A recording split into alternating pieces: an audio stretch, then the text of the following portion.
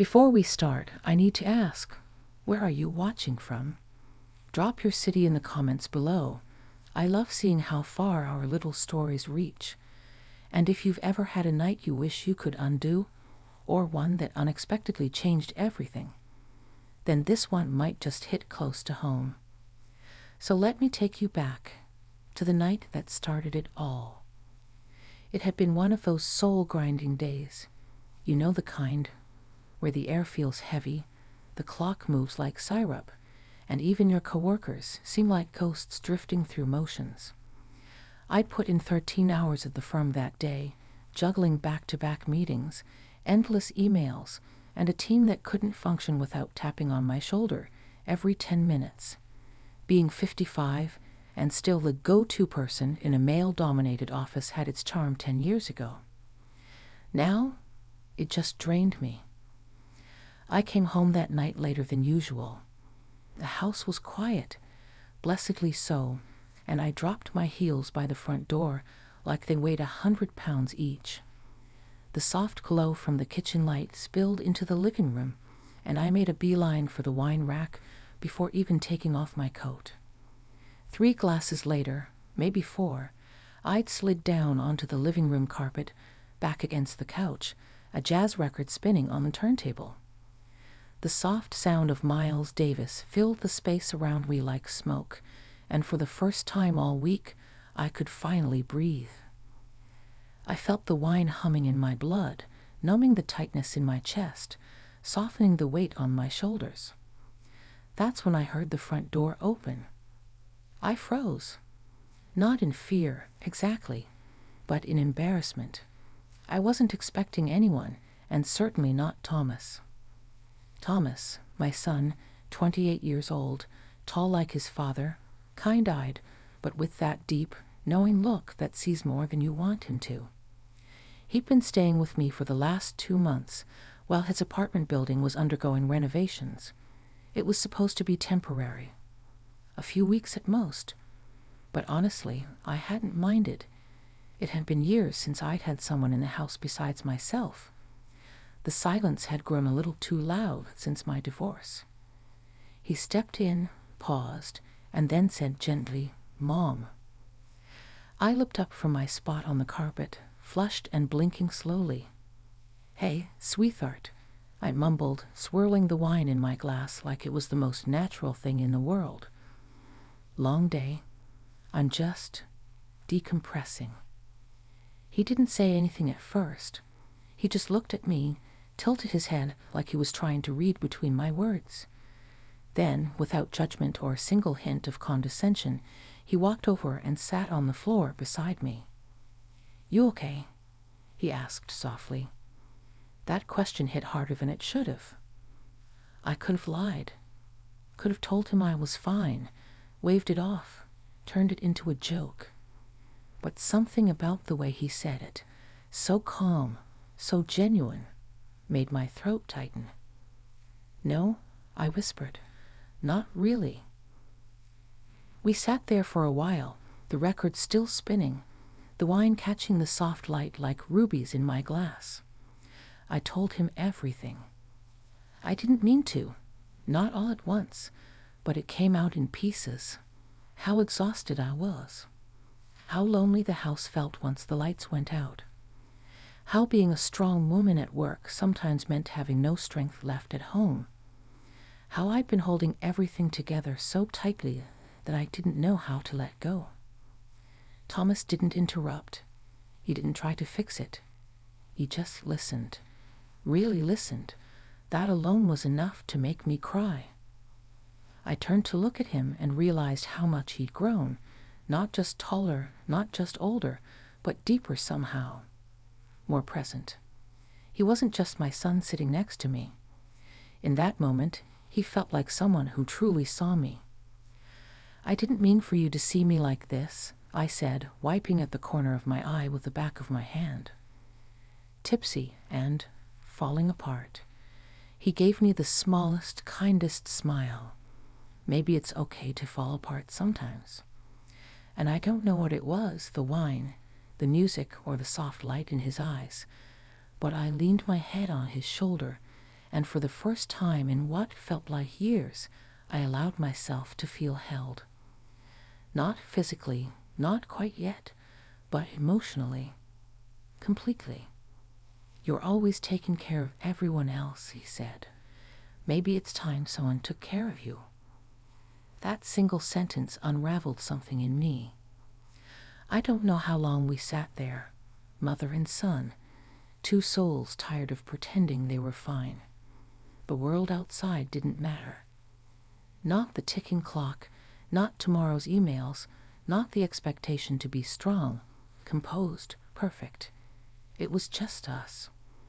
And something had shifted. It wasn't romantic. It wasn't anything taboo or twisted. But it was intimate, deeply so.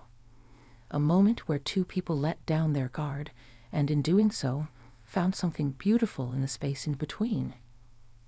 Eventually, he helped me up, not with awkwardness or judgment, but with quiet care. "You should get some sleep, Mom," he said as he steadied me on my feet. I nodded, brushing past him, the warmth of his hand lingering longer than it should have. And as I made my way down the hallway to my bedroom, my mind buzzed, not from the wine anymore, but from the unspoken questions swirling in my chest. About who we were, about what we just shared, about whether that space between us had changed forever. But I didn't have the answers. Not yet. Only the feeling that something was beginning, and that it was going to change everything. The morning after was quiet. I woke to the faint sound of birds outside and the soft hum of the dishwasher running. For a moment, I lay still, trying to remember if last night was a dream, or if I had actually spilled my soul to my son, while half drunk on a living room floor. It wasn't a dream. The fog in my mind lifted slowly, and with it came a wave of embarrassment. Not because of the wine. I was old enough to laugh off a tipsy evening, but because I've let him see so much of me. The tired version, the vulnerable one. The woman behind the title, behind the polished hair and pressed blouses. I threw on a robe and made my way to the kitchen. The smell of coffee hit me before I even turned the corner. Thomas stood there barefoot in joggers and a t-shirt, pouring 2 mugs like he did this every morning. He looked up and smiled, calm, natural, no sign of awkwardness or discomfort, just warmth.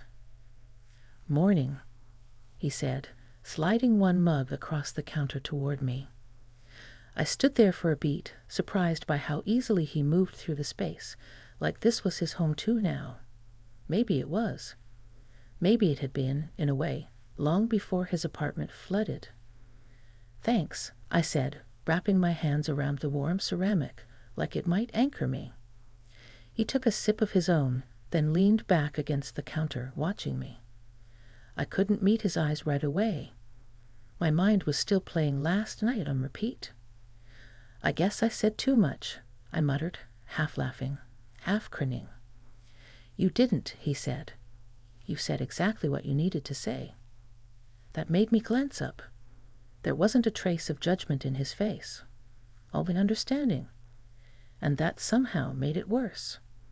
I felt stripped down, like he could see straight through the version of myself I wore like armor.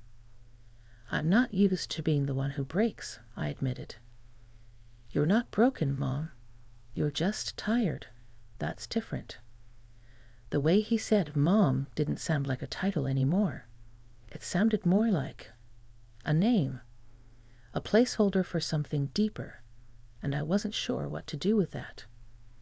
We talked a little more about work, about how he was still waiting to hear from his building manager. We danced around the previous night like it hadn't cracked something open, but it had. That afternoon, I came home early. I needed time to think, to breathe, to just sit in the silence before he came back from the gym or wherever he'd gone. I walked barefoot across the hardwood, poured myself water this time, and stared out the window at the backyard. It was silly, maybe, how much I liked having him around. Silly how safe I felt just knowing someone else was in the house. And it wasn't just about company. It was him. The way he listened. The way he understood things without needing them spelled out. The way he looked at me like I was still someone worth knowing, even in my least glamorous moments. And then, around 6 p.m., I heard the front door. He walked in, sweat dampening the collar of his shirt, gym bag slung over one shoulder. "You're home early," he said with a hint of surprise.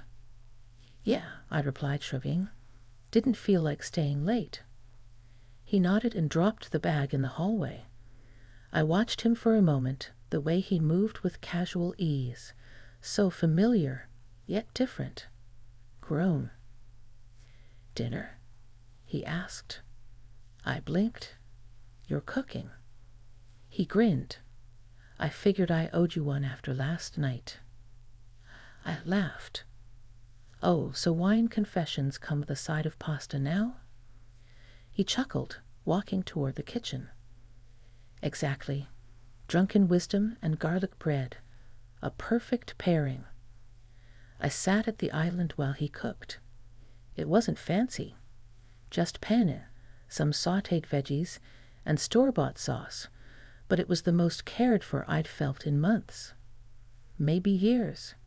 And not because of the food, but because he'd thought to do it. Because he knew I needed it even without asking. We talked through dinner, real conversation, not just small talk. About life, about loneliness, about how strange it is when you reach a certain age and realize that the version of yourself you've been performing all your life doesn't quite fit anymore. At one point, I looked up and found him watching me. Not in a way that made me self-conscious, but in a way that made me feel seen. "You've changed," I said softly. "So have you," he replied. The silence that followed wasn't uncomfortable. It felt full, heavy with things neither of us were quite ready to say. We were towing the edge of something. Not inappropriate, not wrong, just deeply human, emotional, raw. Later, we moved to the living room. This time I sat on the couch, and he joined me, close enough that our arms brushed when we reached for our drinks. "I used to think I had to be strong all the time," I said quietly. "You don't," he said. "Not with me." My breath caught at that, and for the second night in a row, I felt my chest tighten, not from stress this time, but from something warm and strange curling inside me.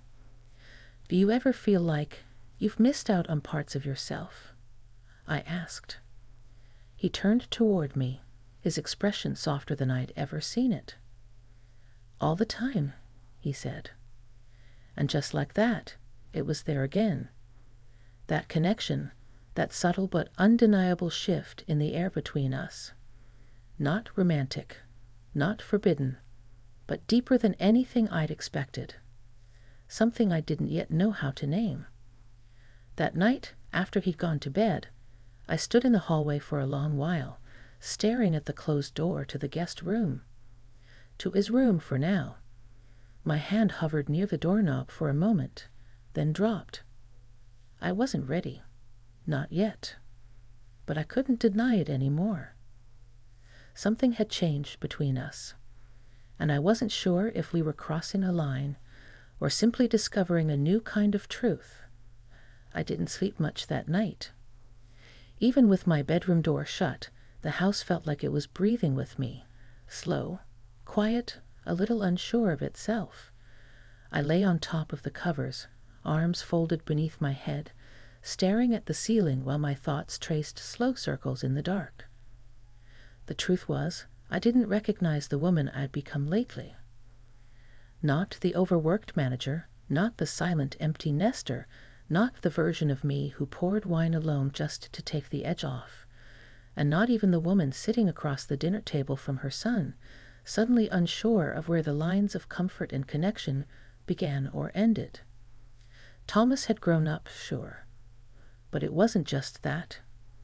He understood me now in a way no one else did, not my ex-husband, not my coworkers, not even my friends who'd known me since college. It was like something about us had realigned when we weren't looking. I woke around 6 a.m., still in my robe, still exhausted. I stepped out of the room quietly, half expecting Thomas to still be asleep. But the guest room door was already cracked open. I followed the smell of coffee to the kitchen, where he was standing, shirtless, rinsing a dish under the faucet. He looked up and gave me a sleepy smile. "Didn't think you'd be up this early," he said. "I couldn't sleep," I replied. "You?" He shrugged. "Same." The quiet stretched for a moment before I joined him at the counter, reaching for the second mug he'd already set out for me.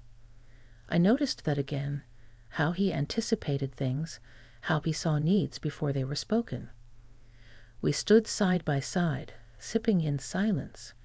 There was something unspoken in the air, like we were both waiting for the other to say the first real thing, the true thing. Finally, I set my mug down and asked, "Do you ever wonder how different life might have been if we had more time like this when you were younger?" He glanced at me, that thoughtful look returning to his face. "Yeah, I do," he said. "A lot, actually." It hit me harder than I expected. I'd spent so many years working, juggling everything alone after the divorce, trying to keep food on the table and tuition paid and lights on. And maybe in the midst of all that surviving, I'd missed the small, quiet chances to know my son, not just as a boy, but as the man he'd become. "I think about it too," I whispered. "What I might have missed." "You didn't miss as much as you think," he replied gently. "But I did. I missed you." I swallowed hard. That afternoon, we decided to take a walk. It had been weeks since I'd had the energy for anything outside of work and home, but the weather was perfect. Late spring sun, trees alive with green, and just the right kind of breeze. We ended up on the path behind the neighborhood park, the one he used to run along when he was 16. We walked side by side, not touching, but somehow closer than ever. "I always thought you were unshakable," he said after a long stretch of silence. "I thought I had to be," I replied. "But you don't. Not now. Not with me." I looked over at him then, really looked. His face wasn't just older. It was open, honest. And I realized in that moment that it wasn't just about age or maturity. Thomas had become someone who held space for others. For me. That night after dinner, we ended up on the couch again. No wine this time. Just conversation and something thicker than silence sitting between us. "Can I ask you something?" he said suddenly, his voice low. "Of course," I replied, turning to face him. "When you said last night that you felt like you'd lost pieces of yourself, what did you mean exactly?" I exhaled slowly, surprised he remembered. "I think somewhere along the line I stopped being a woman," I said softly. "I became a role, a provider, a boss, a mother, but not me." He nodded slowly. "And do you think," he said, hesitating just a moment, "you can find her again?" I looked at him then, really looked, and for the first time in years, I felt something stir deep inside me. Not romance, not fantasy. Something older than that. A recognition. "Maybe," I said. "But not alone." The words hung in the air like a challenge, like a confession. And then, with a gentleness that took my breath away, he reached over and took my hand. It wasn't inappropriate. It wasn't crossing a line. It was steady, reassuring, honest. His thumb brushed lightly over mine, and I didn't pull away. The moment stretched, like time had slowed down just enough to notice it. My hand in his, the closeness, the stillness, the emotion blooming quietly behind our eyes. "I'm not trying to make anything weird," he said softly. I want you to know you're not invisible. You're not alone. I see you." And I knew then, deep in my chest, that I'd been waiting years to hear those words. I felt something break open, gently, quietly, a wall I'd built piece by piece without even noticing, and it didn't fall all at once, but it started to crack. Later that night, as I sat in bed alone, staring out the window at the moonlight filtering through the blinds, I touched the back of my hand where his thumb had rested. It was just a moment, just a gesture. But it had shifted something real, and I didn't know what was coming next, only that the way I saw myself, and the way he saw me, had already begun to change. The next few days passed in a strange kind of rhythm. Not awkward, not tense, but quiet, like we were both aware that something had shifted and neither of us quite knew what to do with it yet. Thomas still made the morning coffee. I still left for work, heels clicking down the front steps. We shared meals. We talked. We laughed. But underneath it all was a gentle hum, a thread pulling a little tighter with every passing day. One night, midweek, we found ourselves on the back porch. The sky was soft with dusk, the air just cool enough to make the wind brush feel like a whisper across my skin. I had a light blanket over my lap, and Thomas had brought out 2 glasses of tea, setting one beside me without a word. It felt natural now, the closeness. I watched him lean back in the chair beside me, head tilted toward the stars, eyes half lost in thought.